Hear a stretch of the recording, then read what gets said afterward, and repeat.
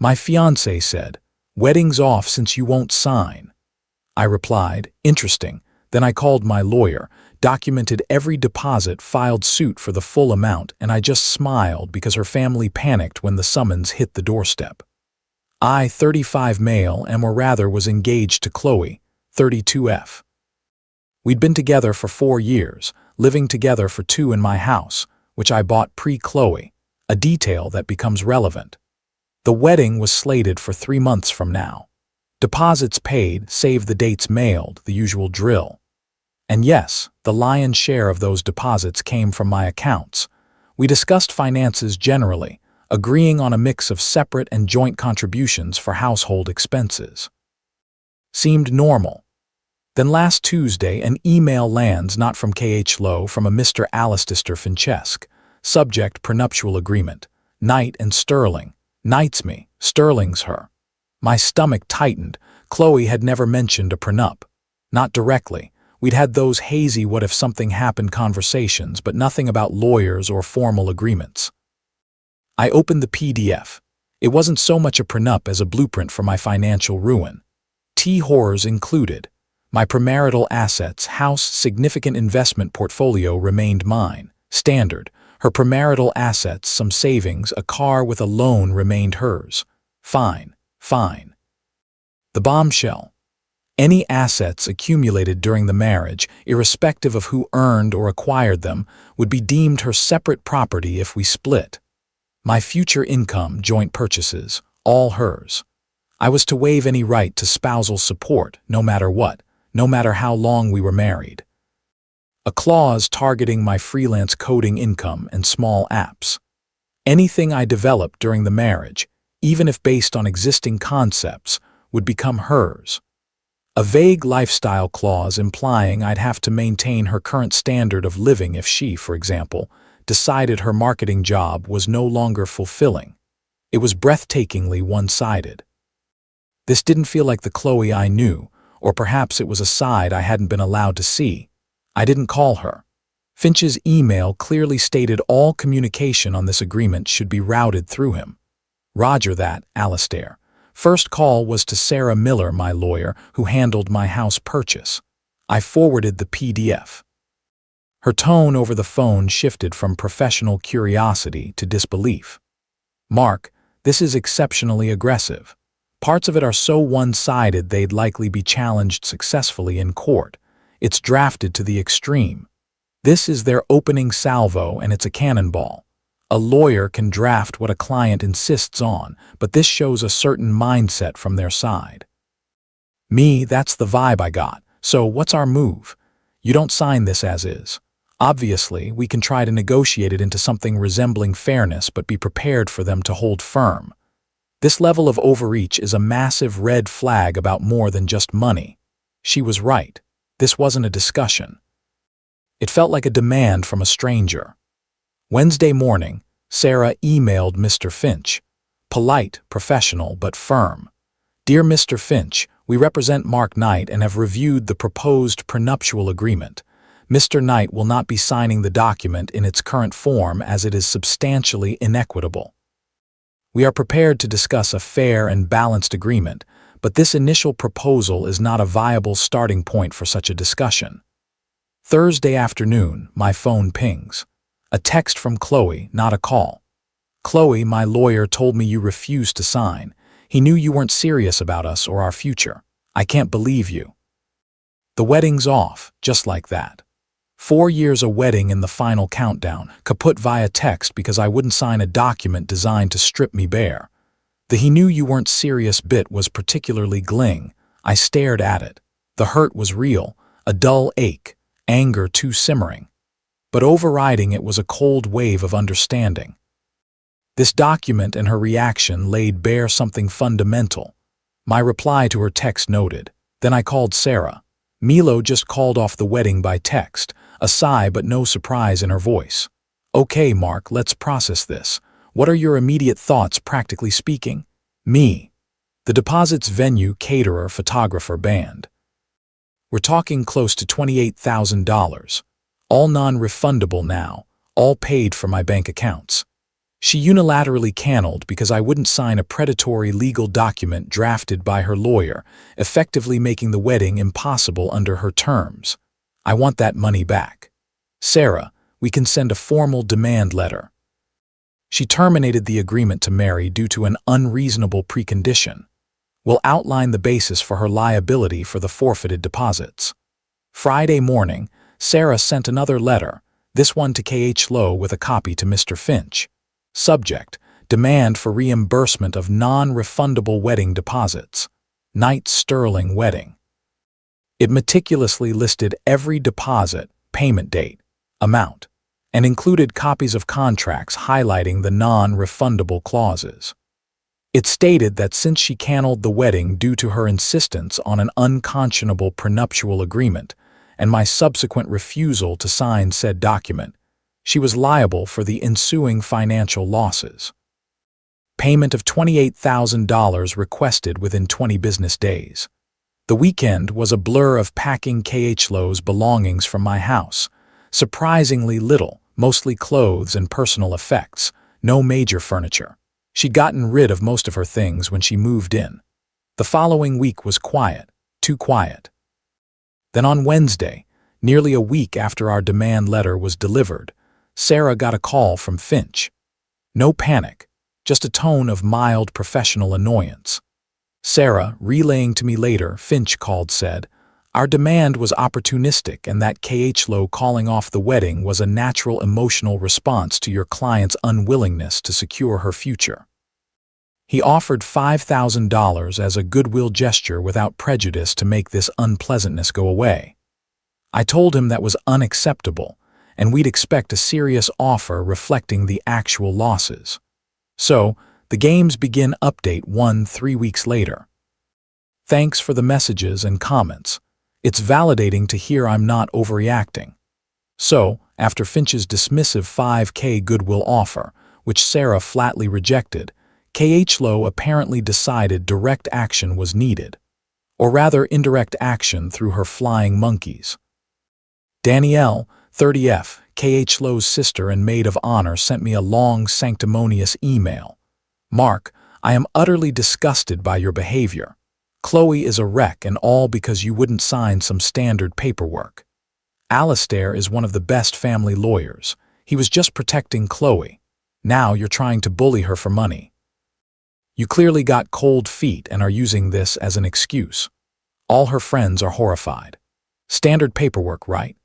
Sarah had already told me that while Finch was indeed a known aggressive litigator in family law, this prenup was extreme, even by those standards, likely heavily influenced by an insistent client or client's family, particularly her mother, Karen, I suspected. K.H. Lowe then texted me directly, ignoring the lawyer-to-lawyer protocol she, via Finch, had established. "Mark, this is insane. Alistair told me you're actually threatening to sue after you were the one who wouldn't commit. My parents are beside themselves. Mom says it proves you were never truly invested." I didn't reply, forwarded to Sarah. Her laconic email response: "Duly noted, standard tactics, hold the line." The following week, Finch emailed Sarah. He upped the offer to $10,000. Still without admission of liability. Sarah countered, reiterating our demand for the full $28,000 and providing a spreadsheet with copies of all receipts and contract clauses. Again, she stated that if a reasonable settlement wasn't reached within 10 business days, we would be compelled to file suit in district court to recover the losses. The mention of district court as opposed to small claims given the amount was deliberate, signaling we were prepared for a more substantial legal fight with associated higher costs for them if they lost. Then, K.H. Lowe herself showed up at my house last Saturday. I was doing some yard work. "Chloe, Mark, we need to talk." She was trying for a softer, conciliatory tone, but the frustration was evident. "Meet Chloe. Sarah is talking to Alistair. That's the channel you wanted." I kept weeding. No dramatic mower scenes. I was emotional. "You embarrassed me by refusing the prenup. It was meant to protect our future." "Me. It was designed to protect your future at the expense of mine, Chloe. There's a big difference. My parents said they might be willing to help with some of the wedding costs if we can just put this behind us and get back on track. She said it as if offering a monumental concession. Back on track after you texted me the wedding was off because I wouldn't agree to that prenup. Alistair was just being thorough. He was looking out for me. You know, I've talked about wanting to start my own business one day. Her artisanal, eco-friendly pet treat business idea, usually floated after a few glasses of wine, had never materialized beyond a Pinterest board. Me and my entire financial future was supposed to underwrite that indefinitely with no safeguards for me. Chloe, I paid those deposits. You canceled the wedding because of an unreasonable demand. It's straightforward. So this is it. You're really going to sue me? My mother is devastated. She said you're not the man she thought you were. Honestly, Chloe, after that prenup, you're not the woman I thought you were either. She left in a huff. A few days later, Sarah got another email from Finch. He was now offering $18,000. Progress, but still not it. He complained about our inflexible stance and threatened to counter-sue for emotional distress if we proceeded to court, a threat Sarah identified as bluster, typical for his style when on weaker ground. The narrative Khlo was spinning to mutual friends was that I had a secretive financial life and refused to be transparent, hence the need for the protective prenup. The slander was getting creative. Sarah advised that Finch's increasing offers, despite the bluster, indicated a desire to avoid actual litigation. He was testing our resolve. We gave him our final deadline, full amount or we file. Update 2. 3 more weeks later. The deadline for the $28,000 passed.